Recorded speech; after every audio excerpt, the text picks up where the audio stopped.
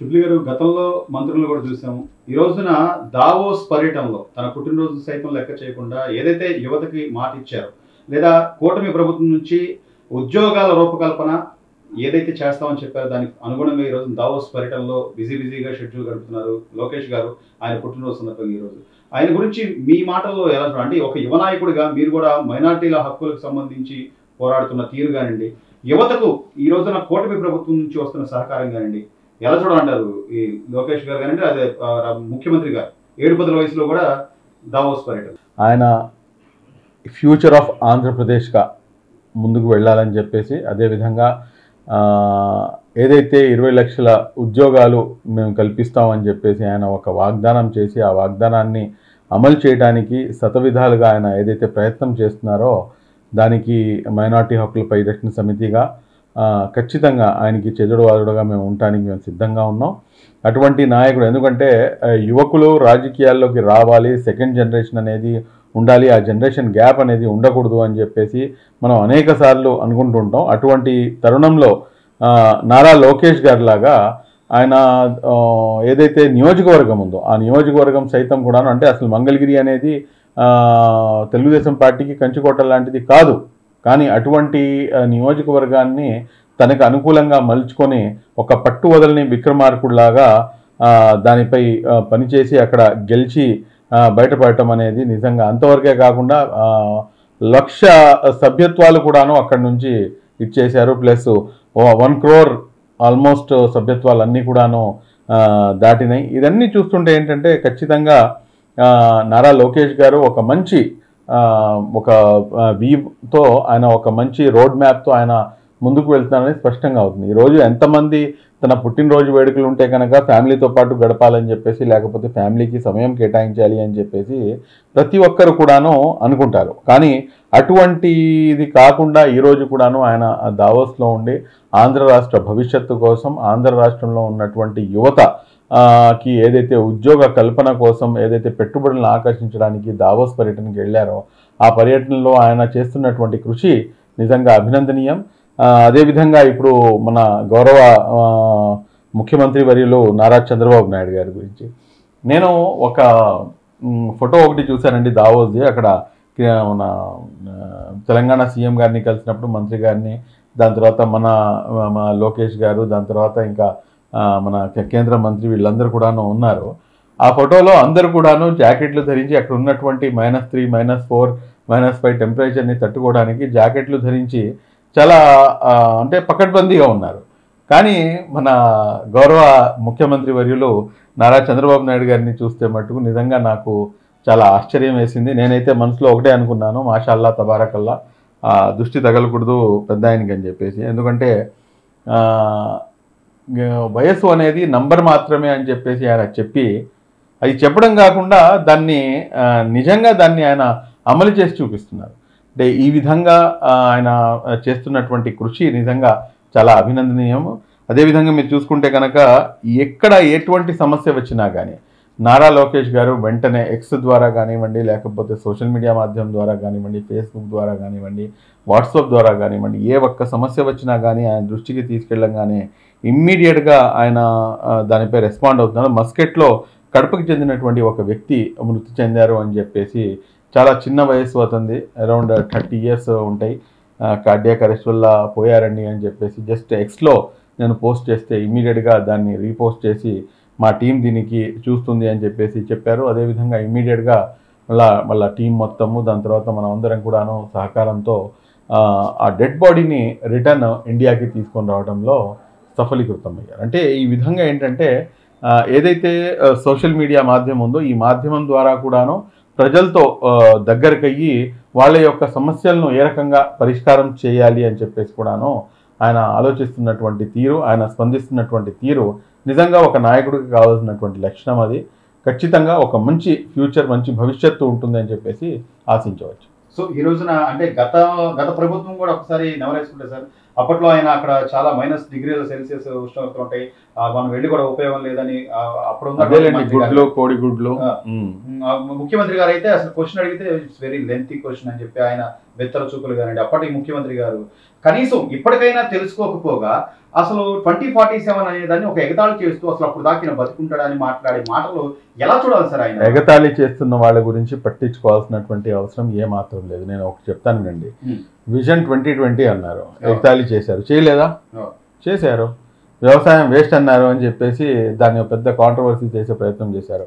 ఇవాళ హైదరాబాద్ ఏంటి? ఇవాళ ఇదే సేమ్ విజన్ 2047 ఏదైతే ఉందో ఆ విజన్ 2047 రోజున మనం మాట్లాడుకుందాం ఇన్షాల్లా. అప్పటి వరకు మనకు ఆరోగ్యాలు ఆయుష్ ఉంటే కనుక ఖచ్చితంగా మళ్ళీ అప్పుడు మాట్లాడుకుందాం. కాబట్టి ఇవన్నీ ఏంటంటేనండి, ఏదైతే విజన్ ఉన్న నాయకుడికి ఉన్నటువంటి చేతలు వేరే వేరే విధంగా ఉంటాయి. విజన్ లేని అటువంటి వ్యక్తి ఏంటంటే ఏ విధంగా బురద జల్లాలి, ఏ విధంగా రోడ్డు మీదకి లాగాలి, ఏ విధంగా తన్ని అభాసు పాలు చేయాలి, లేకపోతే వారు చేస్తున్నటువంటి కష్టాన్ని ఏ రకంగా గంగలోకి కలిపేయాలి అని చెప్పేసి ఆలోచన చేస్తారే తప్ప అక్కడ వారు చేయగలిగింది ఏమీ లేదు. ఇక్కడ నేనైతే చాలా స్పష్టంగా ఒకటి చెప్తానండి, అసలు వాళ్ళు ఏం చెప్తున్నారు అన్న దానిపై కనుక మనం దృష్టి సారిస్తే కనుక మనం వాళ్ళ ట్రాప్లో పడతాము. వాళ్ళ ట్రాప్లో పడకుండా ఉండాలంటే కనుక గమ్మున తలదంచుకొని మన పని మనం చేసుకుంటూ పోతే కనుక ఆంధ్ర రాష్ట్రం సస్యశ్యామలంగా స్వర్ణతో అభివృద్ధి వైపుకి స్వర్ణాంధ్రప్రదేశ్గా మారే అవకాశాలు పుష్కలంగా ఉన్నాయి. కానీ మీరు అన్నట్టుగా గతంలో 2020 విజన్ అన్నారు, అప్పుడు బిల్ గేట్స్ ని కలవడం కానీ అవన్నీ మనం చూసాం. ఇప్పుడు మరోసారి మళ్ళీ ఇప్పుడు రాష్ట్ర ముఖ్యమంత్రి గారు బిల్ గేట్స్ ని కలవడం కానివ్వండి, లేదా అక్కడ ఉన్నటువంటి అగ్ర దేశాల్లో ఉన్నటువంటి ఎంతో మంది బిజినెస్ మ్యాన్లను కలిసి మాకు ఇక్కడ వచ్చి పెట్టుబడి పెట్టండి, మీకు మేము సానుకూలంగా ఉంటామని చెప్పడం కానివ్వండి, ఇవన్నీ చూస్తున్నా కూడా ఇంకా రోజా గారు, అంబటి రాంబాబు గారు పదే పదే విమర్శించడాన్ని ఎలా చూడాలి సార్? అంటే ఏదో ఒకటి చెప్పాలి కదండి, ఏదో ఒకటి చెప్పాలి కదా. ఇప్పుడు అపోజిషన్లో ఉన్నప్పుడు అపోజిషన్ రోల్గా ఏదో ఒకటి చెప్పాలి. ఏం చెప్పకపోతే మళ్ళీ దాన్ని యాక్సెప్ట్ చేసినట్టు అవుతుంది. కాబట్టి దాన్ని ఎగతాళైనా చేయాలి. అంటే ప్రెసిడెంట్ ఇక్కడ లేరు కదా, ప్రెసిడెంట్ ఆ రెడ్ బుక్ కూడాను అక్కడికి వెళ్ళింది అని చెప్పేసి ఒక అభయం అనమాట. మళ్ళీ తిరిగి వస్తే మళ్ళీ ఆటోమేటిక్గా నోర్లకి తాళం పడిపోతుంది. కాబట్టి మీరు ఏమైనా చేస్తే కనుక ప్రతిదీ కూడా ప్రజలు గమనిస్తున్నారండి. ఆ రోజు బిల్ గేట్స్ గారిని కలిసిన తర్వాత హైదరాబాద్ ఏమైంది అనేది చరిత్ర చెప్తున్నటువంటి సాక్ష్యం. కళ్ళ ముందు సైబరాబాద్ ఏంటి అనేది స్పష్టంగా మనకి కనిపిస్తుంది. ఈ రోజున మళ్ళీ ఆయన బిల్ గేట్స్ ని కలిశారు. ఇంతమందితో ఆయన మమేకమై ఇంతమందితో కలుస్తూ ప్రతి ఒక్కరిని కూడాను ఇక్కడ పెట్టుబడులకి ఆహ్వానిస్తూ ఆయన అక్కడికి వెళ్ళి వస్తున్నటువంటి తీరు చూస్తుంటే కనుక చాలా స్పష్టంగా అర్థమవుతుంది.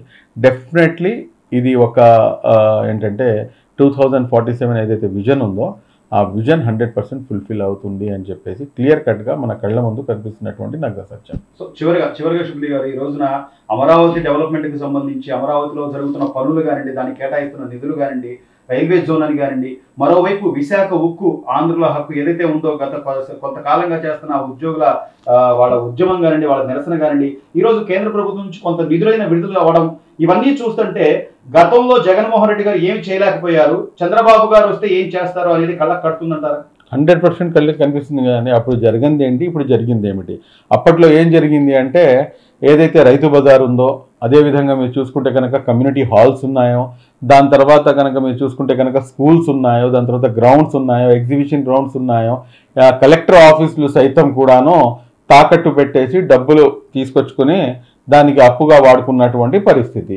ఇప్పుడు చాలా స్పష్టంగా కనిపిస్తుంది కదా ఏం డిఫరెన్స్ ఏంటి అనేది. 11,500 కోట్ల రూపాయలు అప్పుడు వైఎస్ జగన్మోహన్ రెడ్డి గారు ఎందుకు తీసుకొని రాలేకపోయారు? మీరు కూడా తీసుకొని రావాల్సిందే కదా. సరే, కేంద్ర ప్రభుత్వం అప్పుడు కూడాను కేంద్రంలో బీజేపీ ఉంది, ఇప్పుడు కూడా బీజేపీ ఉంది. అప్పుడు మీరు కూడాను మీరు బీజేపీలో మీరు లేకపోయినా కానీ బీజేపీ యొక్క తొత్తుల్లానే ఉన్నారు. మీరు పూర్తిగా నరేంద్ర మోదీ గారికి సహకరిస్తూనే ముందుకు కొనసాగారు. అప్పుడు చేయలేంది ఇప్పుడు ఎందుకు జరుగుతుంది? అది నాయకుడికి ఉన్నటువంటి డిఫరెన్స్. అది ఈ రోజున మీరు చూసుకుంటే కనుక పోలవరం కానివ్వండి, లేకపోతే మీకు అమరావతి రాజధాని కానివ్వండి, ఈ రోజున సిఆర్డీఏ పరిధిలో మీకు అమరావతి రాజధాని సరివేగంగా వారి యొక్క పనులు ప్రారంభమై ముందుకు వెళ్తుంది. అమరావతి రాజధాని అనేది 5 కోట్ల మంది కళ్ళ రాజధాని. ఆ రాజధాని యొక్క నిర్మాణం మన అందరి యొక్క బాధ్యత.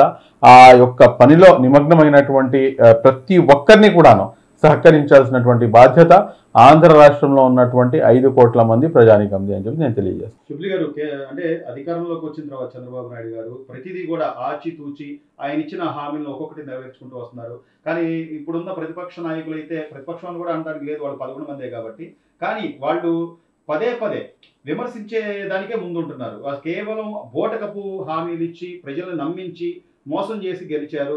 వీళ్ళు అసలు హామీలు నెరవేర్చలేరు, వీళ్ళ వల్ల కాదు అని మాట్లాడుతున్నారు. దీని మీద మీ కామెంట్ ఏంటి? సార్, చాలా స్పష్టంగా మీరు ఇక్కడ గమనిస్తే కనుక మీకు ఒక వైసీపీ ట్రాప్ అనేది, ఒక వల అనేది వేశారు. ఆ వలలో చిక్కుకోకుండా చాలా క్లియర్గా అటు టీడీపీ అధిష్టానం కానివ్వండి, లేకపోతే ఇటువైపు జనసేన అధిష్టానం కానివ్వండి, ఏదైతే కట్టడి చేశారో ఇది నిజంగా రాజకీయ చదరంగంలో, లేకపోతే ఆ రాజకీయ వలలో పడకుండా తీసుకున్నటువంటి స్టెప్. నిజంగా అది కనుక జరగకుండా ఉండుంటే కనుక 100% వీళ్ళు ట్రాప్లో పడి ఉండేవాళ్ళు. ఈ రోజున ఏదైతే ఇరు పార్టీల నుంచి కూడాను వచ్చినటువంటి ఏదైతే మాట ఉందో, మీరు ఎవరు కూడాను కొన్ని అంశాలపై స్పందించమాకండి అని చెప్పేసి, నిజంగా చాలా అంటే ఒక పరిణితి చెందినటువంటి రాజకీయాన్ని మనం దాంట్లో చూడవచ్చు. అధికారంలోకి వచ్చిన తర్వాత అనేకమైనటువంటి సంక్షేమ కార్యక్రమాలు ఒక్కోటిగా ఇంప్లిమెంట్ చేస్తూ వెళ్తున్నారు. ఉన్నటువంటి రాష్ట్రంలో ఉన్నటువంటి పరిస్థితి అత్యంత దారుణంగా ఉంది. ఏదైతే ఆర్థికపరమైనటువంటి పరిస్థితి అయినా కానీ అన్ని అంశాలు కూడాను జరుగుతున్నాయి. ఏదైతే ఇమాంకు మరియు మౌజన్లకు ఇవ్వాల్సినటువంటి గౌరవ వేతనాలు ఉన్నాయో దాదాపు 10 నెలల నుంచి పెండింగ్ ఉంది. ఆల్రెడీ దానిపై జీవో కూడాను రిలీజ్ చేయడం జరిగింది. త్వరితగతంగా దానిపై కూడాను ఆ అన్ని అకౌంట్లు కూడాను డబ్బులు వచ్చేస్తాయి. కానీ ఇక్కడ గమనించాల్సినటువంటి అంశం ఏంటంటే, మైనార్టీలకు రాయల్టీతో కూడినటువంటి రుణాలను 5 లక్షల వరకు చెల్లిస్తామని చెప్పేసి మేనిఫెస్టోలో ప్రకటించడం జరిగింది. కానీ మీరు ఇక్కడ గమనిస్తే కనుక మైనార్టీలకు రాయల్టీతో రుణాలని చెప్పేసి పచ్చ జెండా ఊపి ఆంధ్ర రాష్ట్రంలో ఎప్పుడూ లేనటువంటి విధంగా, అంటే గతంలో మరీ ఎస్పెషల్లీ 5 ఇయర్స్లో లేనటువంటి విధంగా ఏడాదికి గాను 326 కోట్ల రూపాయలతో 49,218 మందికి లబ్ధి చేకూరేలాగా, అదేవిధంగా ఇందులో నుంచి 152.5 కోట్ల రూపాయలు సబ్సిడీగా, 152.5 కోట్ల రూపాయలు బ్యాంక్తో లింకప్ ఉన్నటువంటి రుణాలను ఇవన్నీ కూడాను రిలీజ్ చేయడం జరిగింది. వీటన్నింటినీ కూడాను ఏదైతే కొన్ని చిరు వ్యాపారాలు ఉన్నారో, కిరాణా కొట్లు కానివ్వండి, లేకపోతే పాన్ షాపులు కానివ్వండి, చికెన్ మటన్ కొట్లు కానివ్వండి, లేకపోతే పండ్ల వ్యాపారం కానివ్వండి, ఇటువంటి దుకాణాలకు కానివ్వండి, లేకపోతే ఆటోమొబైల్ సెక్టార్లో కానివ్వండి, అదేవిధంగా ఆటోమొబైల్ యూనిట్లకు కానివ్వండి, అదేవిధంగా ఫ్యాషన్ డిజైనింగ్ కానివ్వండి, ఈవెంట్ మేనేజ్మెంట్స్కి కానివ్వండి, అనేకమైనటువంటి అంశాల్లో కేవలం 5 లక్షల వరకు కాకుండా, చెప్పింది అయితే 5 లక్షలు, కానీ 8 లక్షల రూపాయల వరకు ఈ రాయితీ రుణాలు మైనార్టీ వర్గానికి ఇవ్వడానికి ఈ రోజున ప్రభుత్వం ముందుకు వచ్చింది. దీన్ని మైనార్టీ సోదరులందరూ కూడాను చాలా స్పష్టంగా దాన్ని వినియోగించుకోవాలని చెప్పేసి మైనార్టీ హక్కుల పరిరక్షణ సమితి ఆకాంక్షిస్తుంది.